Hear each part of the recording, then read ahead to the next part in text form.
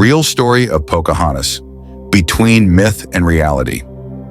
Pocahontas, one of the most famous Native American figures in history, has long been immortalized in popular culture as the young, heroic woman who saved the life of English settler John Smith and bridged the gap between her people and the colonists.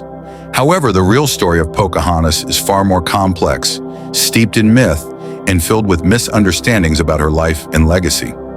As we uncover the untold truth about Pocahontas, we see that her life was one shaped by the difficult dynamics between the English settlers and her own Powhatan people, with her role often manipulated by both sides to suit various narratives.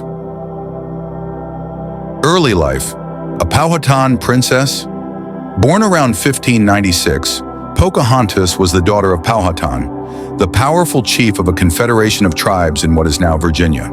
Her real name was Matoaka, though she was known as Amanut. The name Pocahontas, meaning playful one or mischievous one, was actually a nickname given to her because of her lively and curious nature. As the daughter of the paramount chief, Pocahontas held a significant place within her people. But she wasn't a princess in the European sense. Instead, she was part of the complex kinship network that governed Powhatan society. The John Smith story, fact or fiction? The most enduring myth about Pocahontas is the dramatic story of her saving the English settler John Smith. According to Smith's account, he was captured by Powhatan's men and brought before the chief, where he was sentenced to death. At the last moment, Pocahontas supposedly threw herself over Smith, saving him from execution. While this tale has been retold countless times and has become a cornerstone of Pocahontas's legend, historians widely debate its accuracy. John Smith himself only shared this story years after the events, and there are doubts about whether Pocahontas's intervention ever took place at all. Some scholars suggest that if the event did happen, it might have been part of a ceremonial ritual rather than a true execution attempt. Others believe that Smith exaggerated or fabricated the story to enhance his own heroism and create a narrative of harmony between the English and the Powhatan. Pocahontas and the colonists, a diplomatic pawn. Despite the uncertainty surrounding the John Smith incident, what is clear is that Pocahontas did play a significant role in the early interactions between the Powhatan and the English settlers. Pocahontas frequently visited the English settlement at Jamestown, often bringing food and supplies that helped the struggling colonists survive.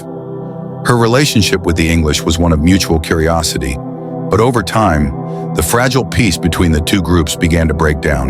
In 1613, during a period of increasing tension, Pocahontas was kidnapped by the English as part of a larger plan to secure concessions from her father. While held captive, Pocahontas was treated well and converted to Christianity, taking the name Rebecca. This was a turning point in her life, marking her transformation from a Powhatan child into a figure who would be used to symbolize peace between the settlers and the native people.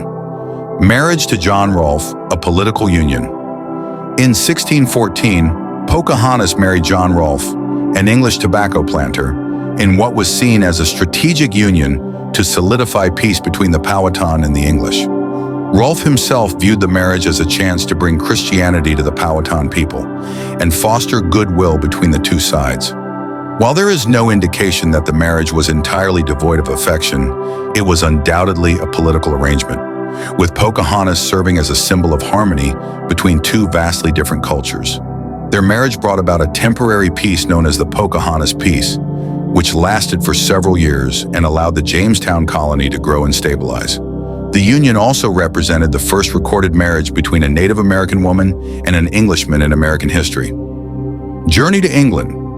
Pocahontas in London. In 1616, Pocahontas, now Rebecca Rolfe, traveled to England with her husband and infant son, Thomas Rolfe.